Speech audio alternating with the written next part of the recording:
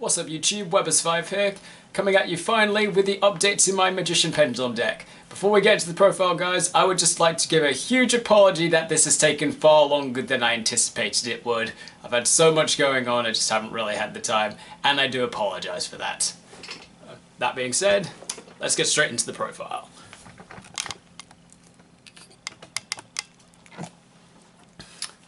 Okay, so starting the profile off, not much has a fair bit has changed since the last time I gave the update, because I think the last time I gave the update was when I did that was when I had my World Celebration event, which was a good couple of months ago now. So yeah, here's the update. Starting off with one of the basics, 3 Chronograph Sorcerer, 1 Time Gazer. Minimum explanation needed for these. It's kind of standard. It's kind of a standard staple in the deck. Now, pretty much just an easy way to turbo out quickly. Turbo out your Electromite, that is. So, pretty simple. Next, I'm playing 3 Oath Dragon Magician. Most people play this at 2. Most people play this card at 2. I'm playing it at 3 because of a spell card that came out in I've forgotten the name of the set now. Cybernetic Horizon, that I thought could work really well in this deck. So I popped this up to 3 to make it work a bit better, and so far it does work, and so far it's working well. One of the issues, I have to say, I am seeing now Oath Dragon a little bit too much, but because I play rank 6s, it's not completely bad, because it means at least I've got an easy way to make Naruto very quickly. Next, Triple Wisdom Eye Magician. Again, kind of a standard staple in the deck. Just 2 to 4 any scale that you want. So basic. Next up, one Yugioh Magician, cutting back from 2 because essentially the format has currently shifted to a point.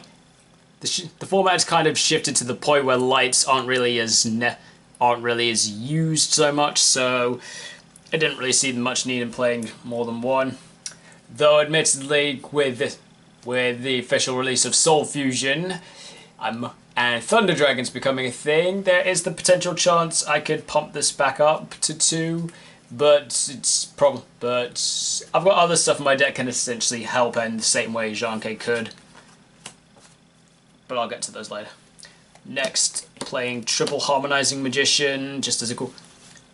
These Pendulum Tuner, great way to make synchro plays and extend all of your extra deck plays, because when Pendulum summon, naturally most people know it summons another magician from the deck, so that's just a great way to extend your plays.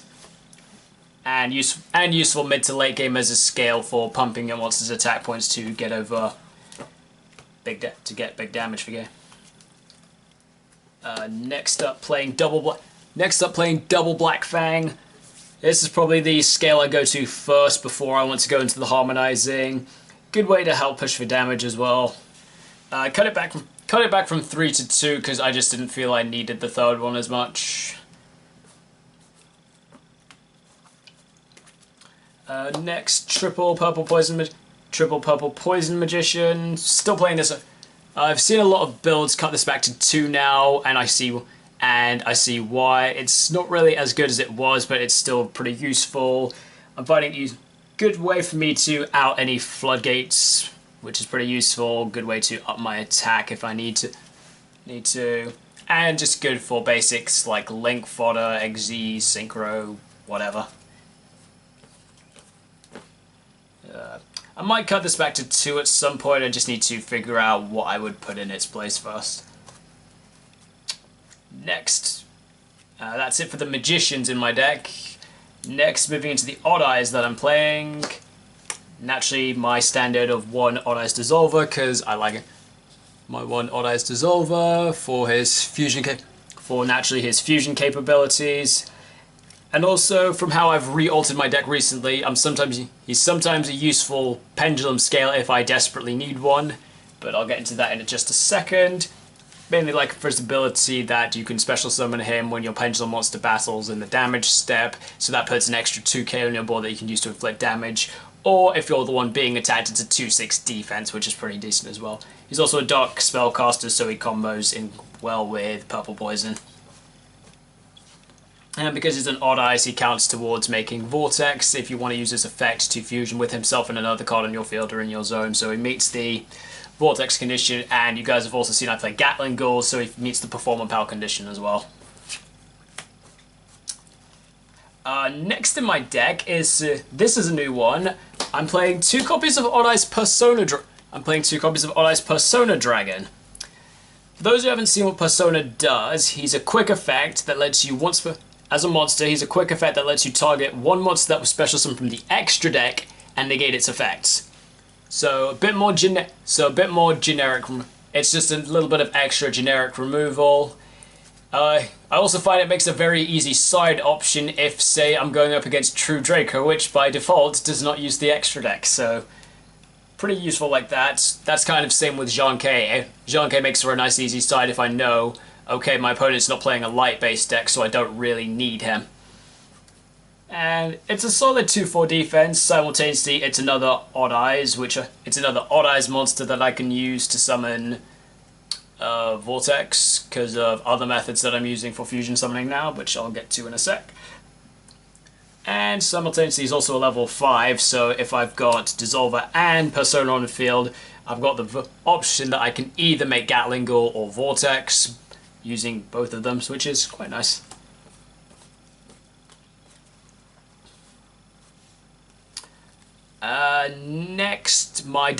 Next triple Supreme King Dragon Dark Worm, just for the natural Electromite, for natural startup for the Electromite.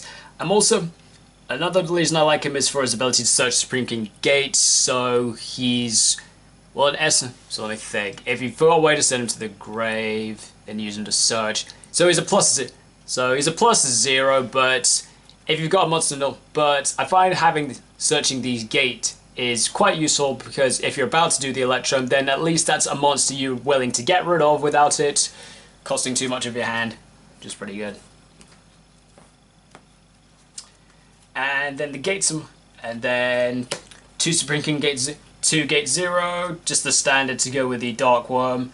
Also can work as the low scale if you're in desperate need of one, which is quite good. And next, this is another new card I've been testing around with. 1 Supreme King Gate Infinity. So Gate Infinity is a scale. He's a scale 13. He's a scale 13, so that really does open up your ability to Pendulum Summon. However, if you control a monster, you can't Pendulum Summon with it. So if you've set up the Electromite, he's not doing you a lot. But my main purpose for playing him is if I can get both him and Gate 0 in my hand at the same time, then I get the good effect. Then I get the second effect of Gate 0 as a Pendulum, which is if it's got itself and Gate Infinity in your zones, you can activate his effect, destroy both of them, and then you get to add any polymerization or fusion card from your deck to your hand.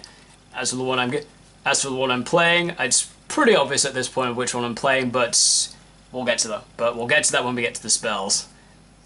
But again, pretty obvious.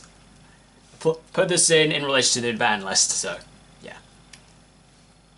Next engine I'm playing, Mythical Beast, so that's the triple Master Cerberus, and then the 2 Jackal Kings. Still really like Jackal King for his negate, and also a level 6, so he's another option for Naruto. But again, primarily like him for his effect of negating monster effects. Cerberus comes in handy quite a bit comes in handy every now and then if I'm in like a grind situation and I can spam a few spell cards. Kind of sucks if I hit both of these in my hand at the same time, which isn't great, but if I've only got one of each, it's not so bad because I can still use Cerberus to search for the other one, and then I can still go off. However, if I open both of these and one of these, then I kind of had a dead card, but compliments of some changes I made to my deck, I now have a way to potentially combat that, which I'll get to in a second. Okay, so that's it for the monsters I'm playing. Into the spells. I'm playing double Dragon Shrine and one Foolish Double Dragon Shrine and 1 Foolish Burial, naturally for the Dark Worm. This is naturally for the Dark Worm engine. So, simultaneously, because I'm now also playing Persona, if I've got a way, if say I've got the ability to special summon the Oath Dragon from my hand, I can recur the Persona back from my graveyard, which is quite nice. But primarily, yeah, using it for the milling of Dark Worm to get him in the grave. I was also testing this around with 3 Shrine and 1 Burial, but then I was seeing the Shrine too much, and since Shrine is a once per turn card, it didn't work too much. Next spell, I'm playing 1 Pot of Desires. I've noticed since cutting it to 1, I'm not seeing it as much, but that's natural because I'm playing it at 1. But because of some newer stuff I've been trying around with, I didn't feel I needed the second one. Plus, I've noticed a lot when I was playing 2, I would play 1, do my banish, draw something, and then maybe on my next turn I would then draw the other Pot of Desires, which isn't great. Or a lot of the time I would also see both Desires in my opening hand, which is not great either. So, cut it back to 1 just to balance this out. And like I said, I've added in a new draw card to help me as well. And speaking of that new draw card, this is it. I'm playing 2 copies of Celestial Observatory.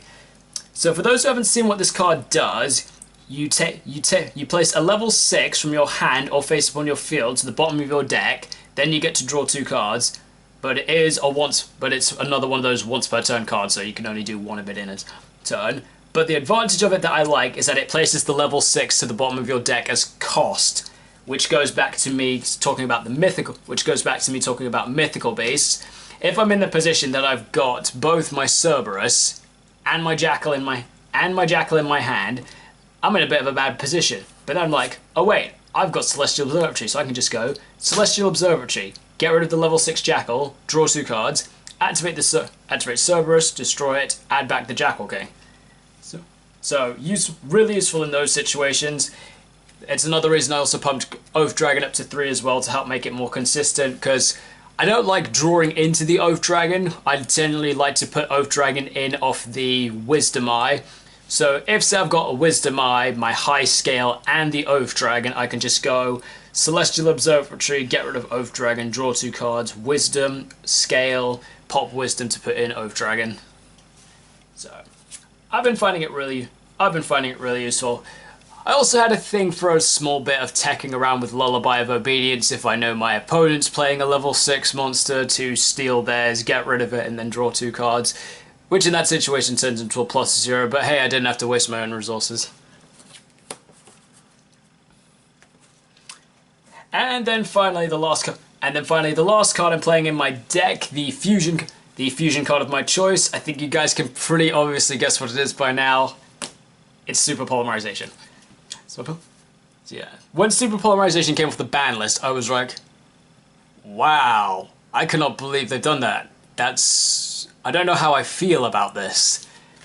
But in terms of this deck, I'm absolutely loving it, because now with having access to Super Polymerization, it now means, because I've got Dissolve its effect which can summon itself during the battle phase, if I've got Super Polymerization as well, I can now make Vortex in the battle. I can make Vortex in the battle phase, bounce something out, then attack with it, or simultaneously, as I've said, I can make Gatling Gun in the battle phase, which is fun, and then burn.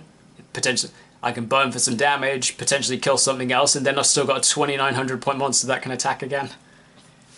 And then I've also added in 1 new monster as well to help with the format as well. But I'll get to that when I get to the extra deck. But yeah, when Super Polarization came back off the ban list, I was like, yeah, playing that in this deck right now.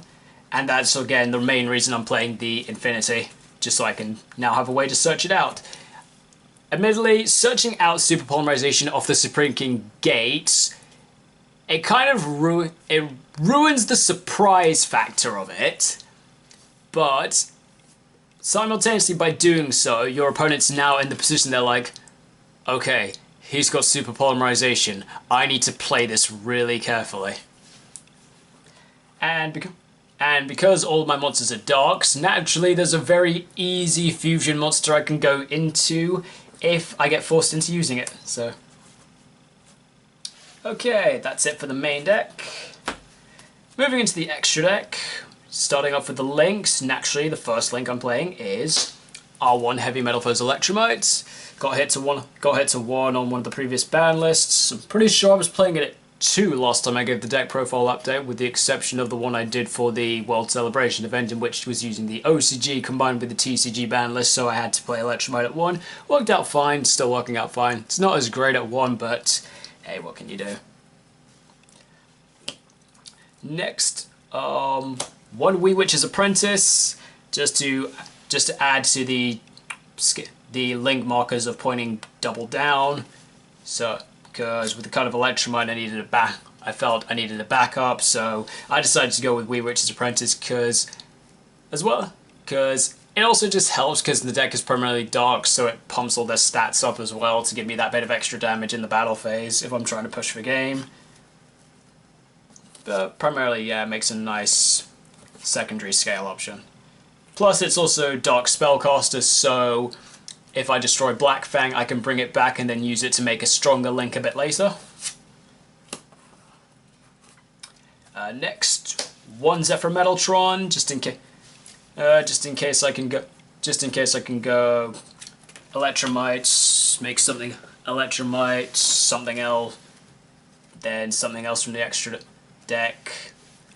Sometimes if I can hit multiple of my Electromite based engines, like if I go Dark Worm, Special Summon, Normal Summon something, link into Electrum, then if I'm in the position that I've already got my scales, I've got my scales already, I could go Electromite to slap to put Cerberus into the extra deck, set Dark Worm, pop the Dark Worm to add back the Cerberus, draw a card, play Cerberus, pop itself to add Jackal, summon Cerberus. Cerberus is now a monster special summon from the extra deck, so I can use Electromite and Cerberus to summon Metaltron, and then I've got 3 arrows pointing down before I even Pendulum summon, which is pretty useful.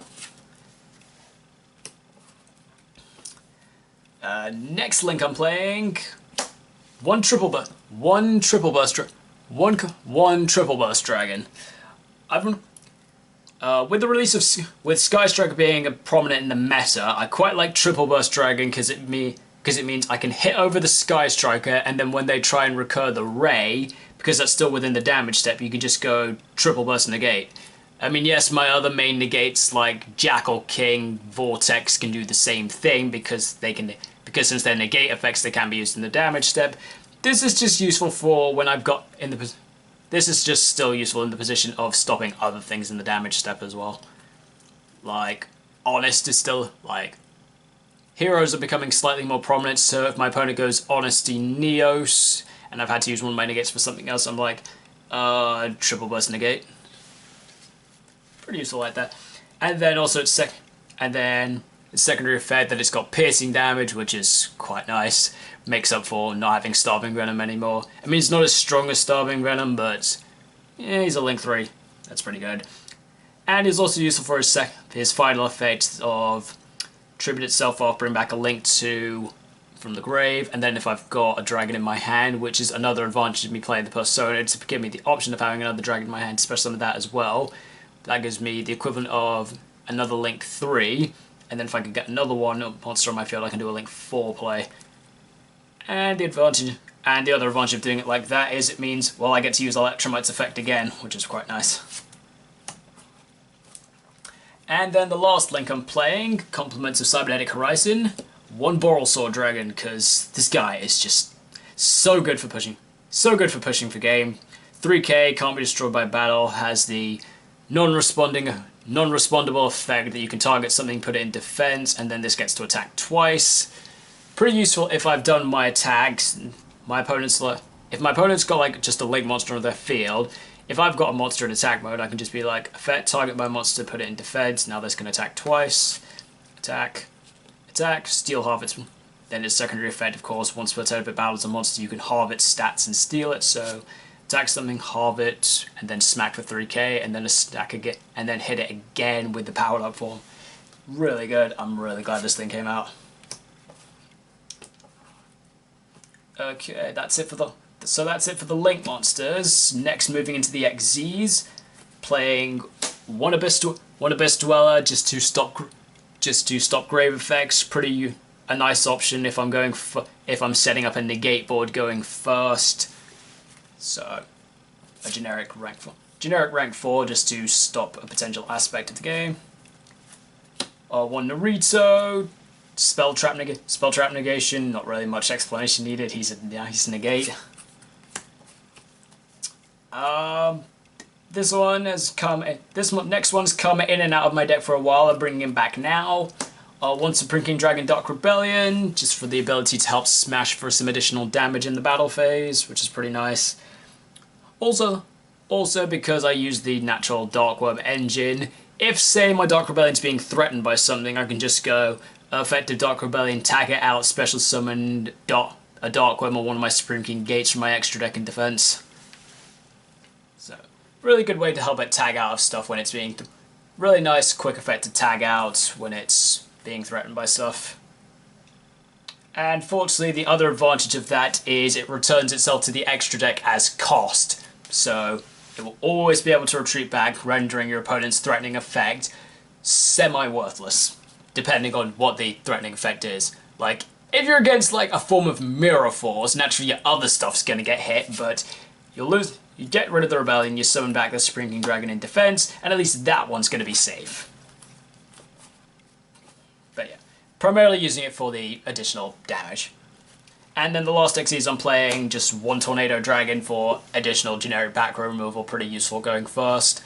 If I'm going first and my opponent's not using say a spell or trap or a back row that's going to be threatening to me, if I've got the Electromite board, naturally I can just go Tornado Dragon, pop my own Scale, and then if my Scale's got an effect, when it dies it goes off, and simultaneously because of Electromite, because something left my Scale, I get to draw a card, so useful like that. Next, Synchros.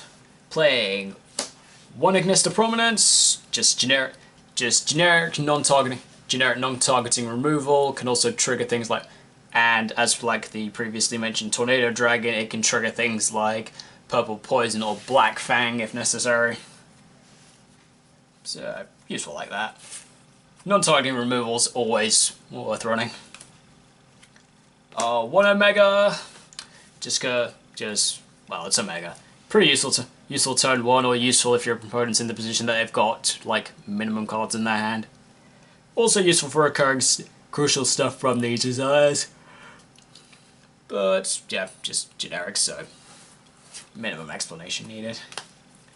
And then the last synchro I'm playing, one Supreme King Dragon Clearwing, because it's just a free board. Because it's just a really easy board wipe. And again, like Dark Rebellion, he's got an effect that synergizes with Supreme King Dragons. If he's in my graveyard and I've got and if I have two Supreme King Dragons on my field, I contribute both of them to res him back, so he's got built-in recovery, and it's not too difficult to use. Plus, naturally, I like him for his main effect of if he battles a monster, also kill it and burn its attack as damage, because who doesn't love burn? And that's it for the synchros, and then finally moving into the fusions. And speaking of the topic of burn, Gatling Gun, because if I can't put enough damage on board in the battle phase, a lot of the time I can generally make Gatling Gun off the Dissolver, assuming I've got at least a level 5 or higher Dark, which I play a good chunk of, so that's pretty easy to do. So that additional burn is... The number of times I've Gatling Gun for game, so fun, so good. And next one Vortex. I'm not going to explain why I play Vortex, you just play him because he's good. And then finally the last card in my extra deck, which I slotted in, Compliments of Super Polymerization coming back, both as a way to help push for damage in my own turn, and it also works as a very nice disruption. One Starving Venom Fusion Dragon. Compliments of Super Polymerization, because its summoning requirements are 2 dark monsters on the field, Super Polymerization makes this so easy. I can essentially see this, like if a deck is maining Super Polymerization already, I could see this just being an easy tech for that deck, just as a way to out problematic monsters. Another thing I like about playing Starving Venom is, in combination with Super Polymerization, really great for this format because of generic things like generic problematic extra deck stuff like Nightmare Unicorn because that's a Nightmare Unicorn because that's a dark. The upcoming new Thunder Dragons because some of those are darks, and essentially every Boral Link monster because they've each got a restriction on them, 3k, but they're darks. So yeah, great in that perspective. And doing so in my own turn, if my opponent's got special summon monster, means I gain additional attack points that I can hit with. And if I do it in my opponent's turn, well, my opponent's then got the option that they can try and do something to get a... Like, I've both disrupted their board, but then they've also got a monster that will destroy all their special summon monsters if it gets destroyed. So, gives my opponent something else to have to worry about in their turn.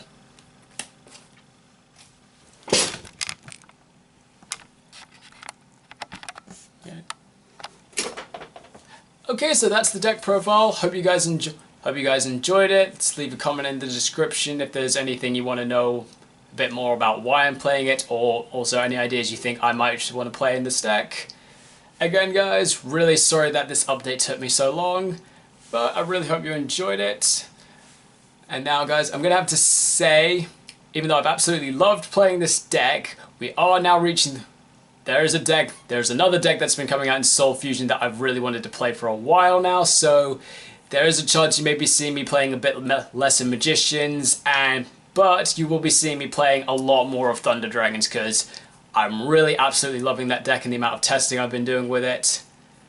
But that doesn't mean I'm going to stop playing this deck. I still enjoy it. I'm still going to use it. Just probably not as much. Particularly because YCS London is next week, and the deck I'm planning to take to London is Thunder Dragons. So, right now, since I've got like 1 week to practice, I'll probably be using Thunder Dragons quite a bit over the next week or so.